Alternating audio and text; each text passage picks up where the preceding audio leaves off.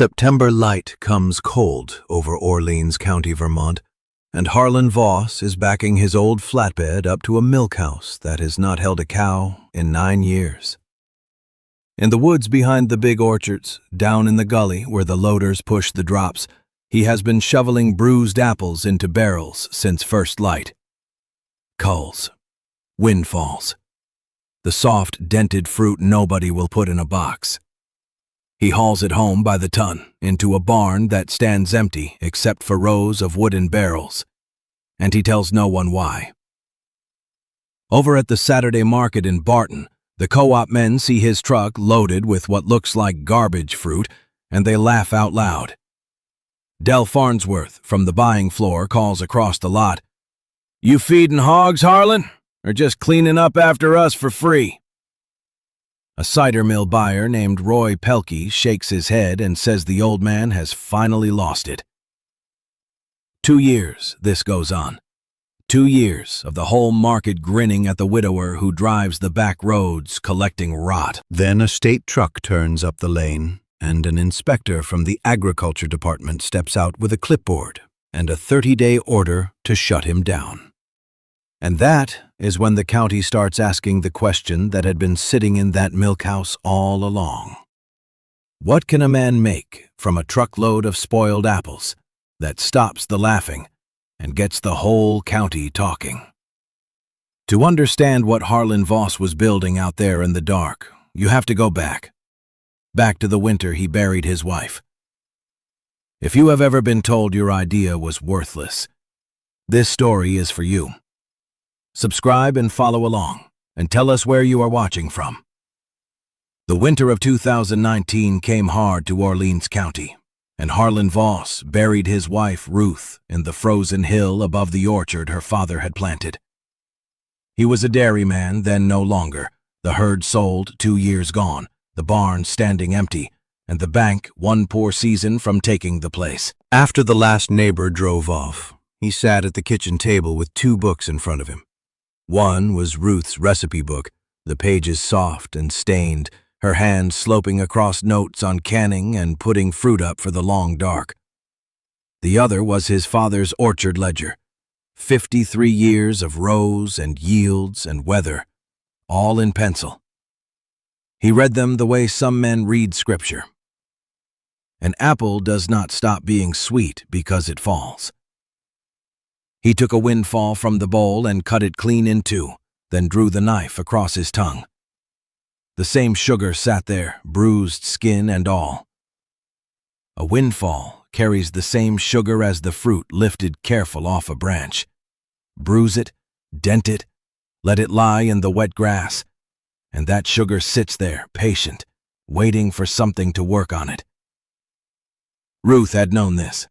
Her book held pages on what a household could do with fruit too poor to sell, sugar coaxed one way and then another, slow and warm and covered. His father's ledger listed the drops as loss, ton after ton shoved off into the gully every fall. Outside, snow settled over 40 acres of bare trees. Harlan turned the page under the lamp, following a line of pencil down to a single word he would not say out loud for 2 years. That first spring after the burial, Harlan drove to the loading yard at Kingdom Orchards outside Irisburg and found the operations man, a wide fellow named Curtis Belrose, watching a skid loader push a mound of drops toward the tree line. It cost money to haul that fruit off, and Belrose knew it. "You want the culls," he said, half laughing. "The whole rotten pile is yours, and I will not charge you a dime for the favor." They shook on it in the mud. From then on, Harlan came with barrels every week, filling them off the gully with a scoop shovel, sorting soft from spoiled by hand while Belrose told the crew the old widower had found a use for garbage nobody else wanted. Word carries fast in a county this size. By the second Saturday market in Barton, Del Farnsworth had a crowd. He walked slow around the flatbed, lifting a bruised apple like it was evidence. "Voss is going into the compost trade," he announced. And Roy Pelkey added that a man who lost his cows was now farming flies. The other stands grinned. Somebody asked, plain and mean, what he even meant to do with a truckload of fruit too poor to press. Harlan did not answer. He never answered. He stood by the tailgate with his ledger in his coat, waiting for the last of them to run out of laughing. And when the market thinned toward noon, he climbed into the cab, drove the empty back roads home to the milk house, and reached for the first sealed barrel to see what the winter had done inside it. The first sealed barrel gave off a smell like bread and cider when Harlan pried the lid, and a skin of pale scum floated on top. He had crushed the culls with a borrowed press in October, poured the juice into oak, and shut the bung tight against the air. That was the first turn, the one Ruth's pages called the alcohol. Wild yeast, riding in on the skins of the very fruit the market called garbage, had been eating the sugar in the dark all winter and breathing it back out as something stronger. He dipped a finger. It bit the tongue, dry and hard, near 7% by his father's old rule of thumb. Now came the part the ledger warned him not to rush. He racked the young cider into shallow crocks, filled each one only half full, and left the lids off in the warm corner by the wood stove. Air was the whole point. A second creature, a bacteria that could not work without oxygen, would take the alcohol and turn it into acid, slow and warm, and open to the room. Ruth had written one line beside it, underlined twice. Keep it shallow. Keep it breathing. He set 8 crocks along the sill and waited. Weeks passed. A gray raft began to form across the top of the nearest crock, thick and rubbery, the mother the old bulletins promised. He touched it and drew back. It was rubbery and cold under his finger, the mother the old bulletins promised. A gallon of finished vinegar, he would learn, took near 15 pounds of that dumped fruit. There is one line his father drew, in heavier pencil than the rest, and Harlan learned the weight of it the hard way. A bruise and a rot are 2 different things. Crush an apple against the tailgate and the cells split, the juice runs, the sugar is still good sugar. Let that same apple sit soft and brown in the wet grass too long, and a mold has moved in, running threads a man cannot see with his eye. Think of a loaf of bread with a spot of blue on the crust. You can cut the spot away and tell yourself the rest is clean, but the fibers carry it deeper than the color shows. It is the same with fruit gone truly rotten. Certain molds that grow on soft apples leave a poison behind them, a thing the food scientists call patulin. And here is the part that matters most. Neither tern touches it. The yeast does not eat it. The acid does not burn it out. It rides straight through the crock and into the bottle. Harlan found this out with a scoop shovel and a careful nose. He had taken fruit off the pile that was long past bruised and well into rot, and by the smell alone, something sat wrong in it. 11 barrels went back down the hill that week. A whole autumn of work poured out at a few cents a pound. He set the loss in the ledger and drew his own hard line beneath a single word. Firm. So how does a man tell the fruit that will pay him from the fruit that will poison him? Sorting it by hand off a heap the county still calls garbage. By the middle of December, the second batch simply stopped. Harlan had carried 8 fresh crocks down to the stone cellar to free the corner by the stove, and there, in the cold dark under the house, the mother quit building. A month went by. The liquid stayed sharp with alcohol and thin on acid, half-turned and going nowhere. And no line in Ruth's pages told him why. So he did a thing he rarely did. He drove into Barton and climbed the steps of the little brick library. The woman at the desk, Marion Pelletier, had run the reference room for 30 years, and she did not laugh when a stubborn widower asked her how a man makes vinegar go. She disappeared into the back and returned with a brittle pamphlet, printed in 1943, its cover stamped with the seal of the Vermont Agricultural Station. "Folks forget these old papers," she said, sliding it across the counter. "But the bugs in your crock have not read anything newer." The pages spelled out the thing the seller had hidden from him. The acid bacteria are living creatures, and they will not work in the cold. Keep the crocks between 65 and 80 degrees, the old text warned, with air moving across the top, or the second turn goes to sleep and waits. His cellar had been sitting near 50 the whole month. He drove the back roads home before dark, carried the crocks up the stairs 2 at a time, and set them along the warm sill by the stove. Within a week, a fresh skin crept back across the surface, pale and wrinkling, reaching for the rim. A cheesemaker named Delabouche drove up from Hardwick one Thursday in April and asked, plainly, to taste what the old milk house held. Harlan drew a jar from the third barrel and set it on the bench without a word. She dipped a spoon, held it under her nose, then to the light, then to her tongue. Clean, sharp, a long apple finish riding under the bite. She bought all 40 gallons on the spot, at $9 a gallon, to wash the rinds of her aged rounds and brighten her brines. A week on, the cook at a supper table in Craftsbury took what was left for his dressings and his braised pork, and paid $2 a bottle over the price Harlan had been afraid to name. The money steadied the place. What settled deeper came on a Sunday. His daughter, Nora Voss, had driven up from Burlington the way she did near once a month, half sure her father was going under out here alone. She stopped in the milk house doorway and took in the rows. Oak barrels stacked 3 deep, crocks along every warm sill, a pale mother riding the top of each. She walked the length of them, slow, reading the chalked dates aloud to no one. Then she turned at the far wall and walked the rows again.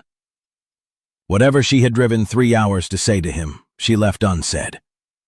She set her keys on the bench, pushed up her sleeves, and reached for the sorting knife by the door. Press a soft apple hard enough, and 2 things come off the rack. The juice runs clear into the pail, and behind it stays a flat brown cake of skin, seed, and crushed flesh, squeezed near dry. Country people call that cake pomace, and for years it followed the drops over the bank and into the gully to rot with the rest. He pinched a broken edge of the cake and rolled it between his fingers. It came apart damp and heavy in his hand, still carrying oil in its skin and fiber in its walls, worth more than the spent brown rag it looked like. A cow will work through it on a cold morning, the leftover sugar and fiber carrying real feed into her. Turned onto a pile with manure and old leaves, it wakes the soil bugs and hands its nitrogen back to the ground come spring. And the peel and core hold pectin, the quiet thread that stiffens a spoonful of jam into a set jar on the shelf. Fruit too low grade for any packing house can still give up near 16 pounds of pectin out of every 100. So the cake was a second harvest hiding inside the first, and the whole county had been letting it rot over the bank. Weigh the crushed apples going onto the rack, then weigh the juice that runs out, and count the difference honest. Near 1 pound in every 3 stays behind as that pressed brown cake. For every 3 loads tipped over the bank, a full load had been thrown away twice. On a gray morning in May, a state car came up the dirt lane and parked beside the milk house. The man who stepped out wore a clipboard and a division seal on his jacket, and he gave his name as Wallace Trombley, Dairy and Food Safety. A complaint had come in, he said, about a man selling bottled vinegar with no license, no tested acidity, no written process on file. By law, an acidified food had to hold its acid under a fixed line, measured and recorded, or it could not cross a counter for money. Harlan did not argue. He set his father's ledger and Ruth's pages on the bench and let the man read the chalk dates down every barrel. Trombley drew a sample from the third crock, dipped a meter into it, and waited for the needle to settle. "Where did you learn to hold it here?" Trombley asked, tapping the glass. "A pamphlet from 1943, Harlan said, "and 40 years of my father's pencil." The reading sat well under 4.6 on the acid scale, the point below which the dangerous bugs cannot grow. Every barrel he drew read the same. Trombley wrote for a long while, then looked up at the rows stacked 3 deep in the cold light. The stop order still went on the door that day, 30 days to file a written process and license the room. That same week, a late frost blackened the blossoms across the county, and the mill that had laughed at his garbage fruit stood short of apples. Harlan read the notice twice and asked one thing only. Could a man who had done the work right for 2 years lose the place for never having written it down? The license came through on a Friday in June, granted across the counter at the state office in Newport, while 3 co-op men waited their turn behind him. Curtis Belrose stood among them, cap in hand, there to renew the permit for Kingdom Orchards. He watched the clerk stamp Harlan's written process and hand back a signed page, and he found nothing to say.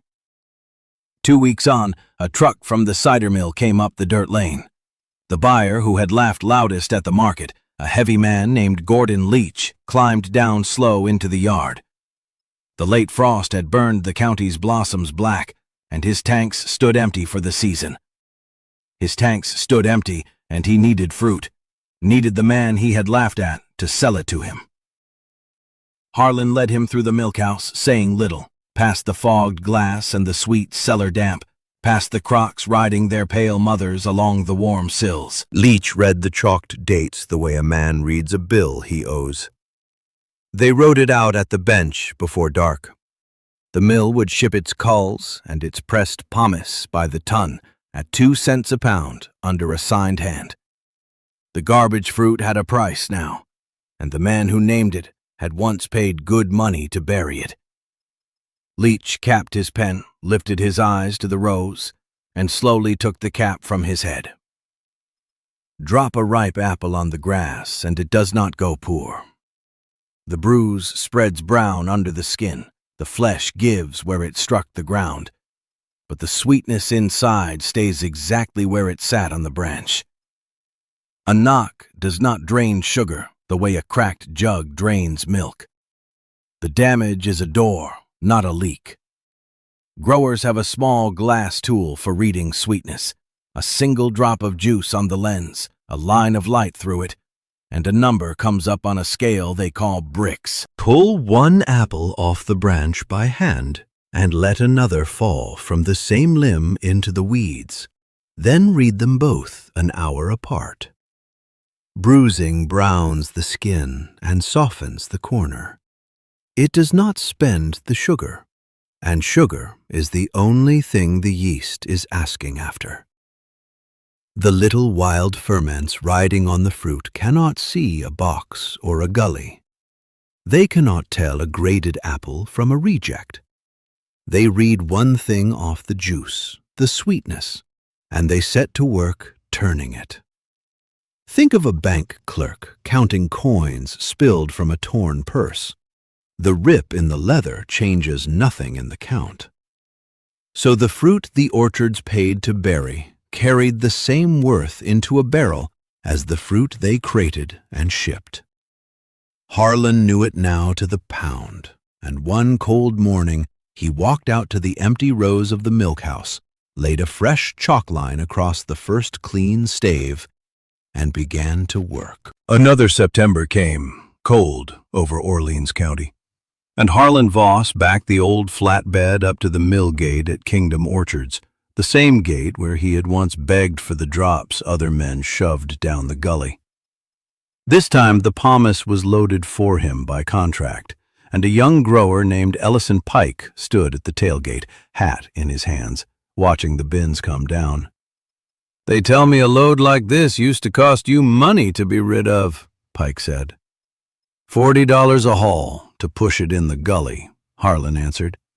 Now it comes to me under a signed page. The young man ran the arithmetic out loud, the way a man does when he cannot quite believe it. 2 tons of drops off a single bed. A gallon of finished vinegar for every 15 pounds of that fruit. Better than 200 gallons a load, bottled and set on a shelf at $7 a bottle, with the pressed cake going back out to cattle and compost so that nothing rode the truck twice. A load the county still called garbage carried close to $5,000 of worth, if a man knew the 2-step turn and wrote it down. Pike asked to learn it. Harlan handed him his father's ledger and told him to copy the heavy line first, the one about rotten fruit and the poison it can hide, and to never cross it. Here is the plain of it. The world throws away what it has not learned to read, and the quiet ones with a pencil and a warm, shallow crock are the ones who read it. The sugar never cared it hit the ground. Most men just never bothered to check. What would you have done with a truckload of fruit nobody wanted? Tell us where you are watching from, subscribe, and we will be back next week with another.